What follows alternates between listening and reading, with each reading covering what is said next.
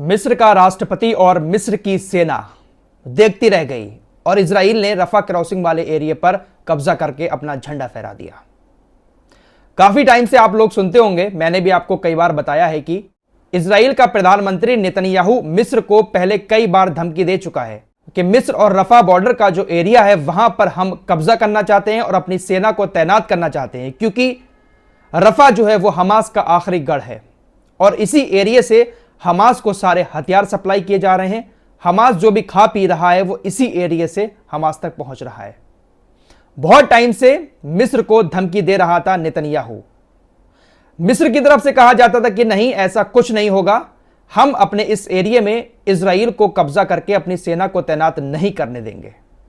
लेकिन दोस्तों, खबर आ रही है कि इजराइल की सेना ने कल से जो ऑपरेशन शुरू किया है रफा के ऊपर, अब इजराइल की सेना ने उसी रफा बॉर्डर के करीब, जो मिस्र के करीब है, वहां पर अपना झंडा फहरा दिया है। इजराइल ने रफा पर अपना झंडा फहराया है और उसकी सेना अब वहां पर पहुंच चुकी है और मिस्र वाली सेना, मिस्र का राष्ट्रपति ऐसे ही उसको देख रहा है।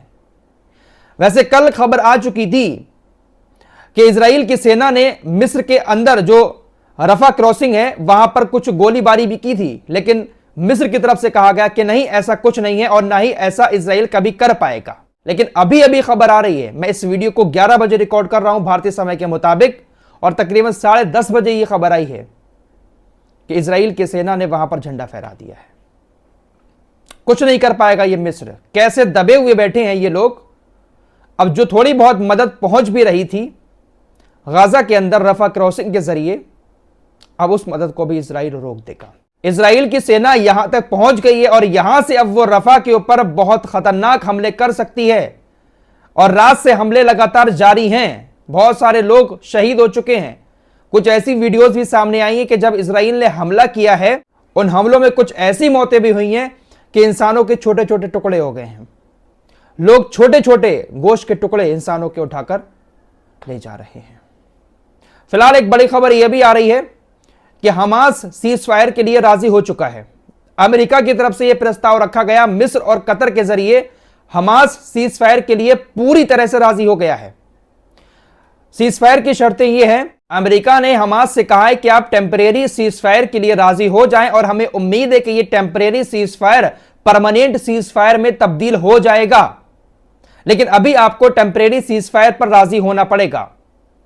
प्रस्ताव में कहा गया है कि जो इजराइल के बंधक हमास के कब्जे में हैं, एक बंधक के बदले 30 फिलिस्तीनी कैदियों को इजराइल इधर से रिहा करेगा।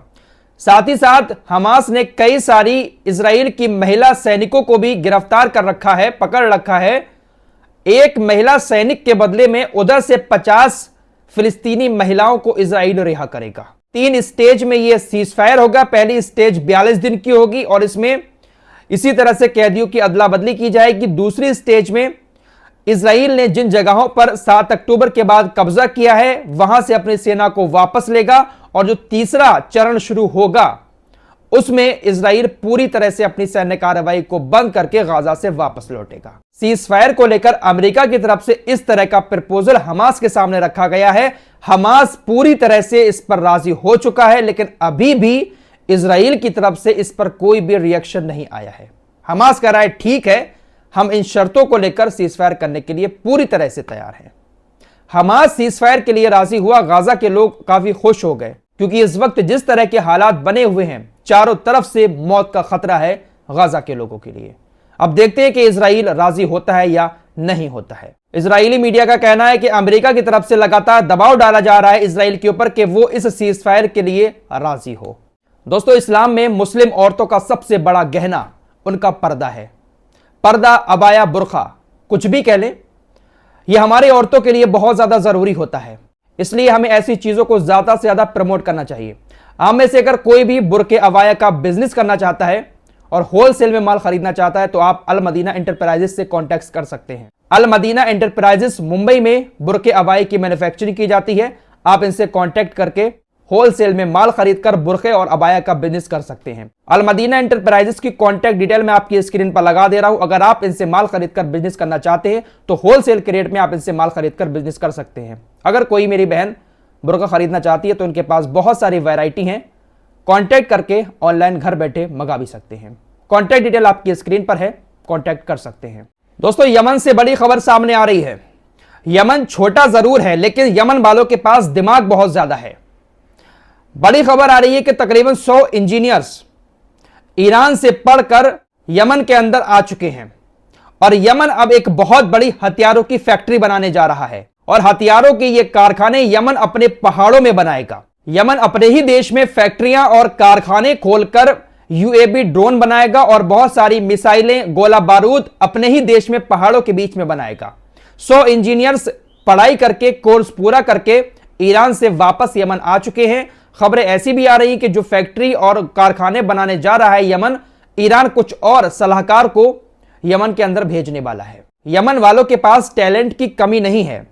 यमन वाले खुद बहुत सारे हथियार अभी भी अपने देश के अंदर बना रहे हैं और आने वाले दिनों में यमन और भी हथियार बना सकता है। और इन्हीं सारी चीजों को देखते हुए रूस की तरफ से भी कहा गया था कि आने वाले दिनों में सबसे ताकतवर और सबसे मजबूत और सबसे करीबी कोई साथी रूस का होगा तो वो यमन होगा।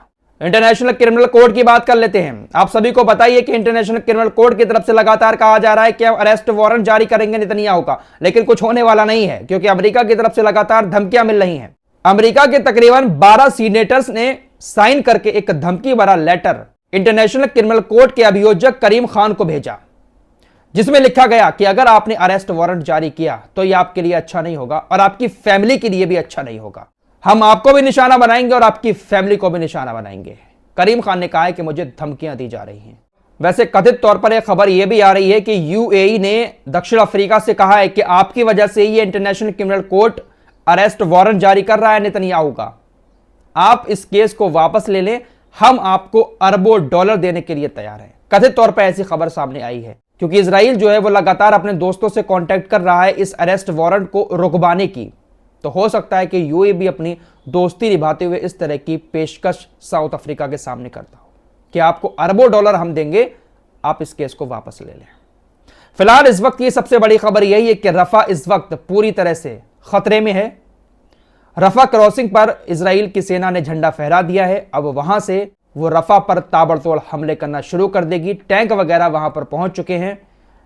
अल्लाह ही मालिक है क्या होगा रफा का। फिलहाल इस रिपोर्ट में इतना ही। मिलते हैं कुछ और नई खबरों के साथ, तब तक के लिए अपना ख्याल रखिएगा। अल्लाह हाफिज।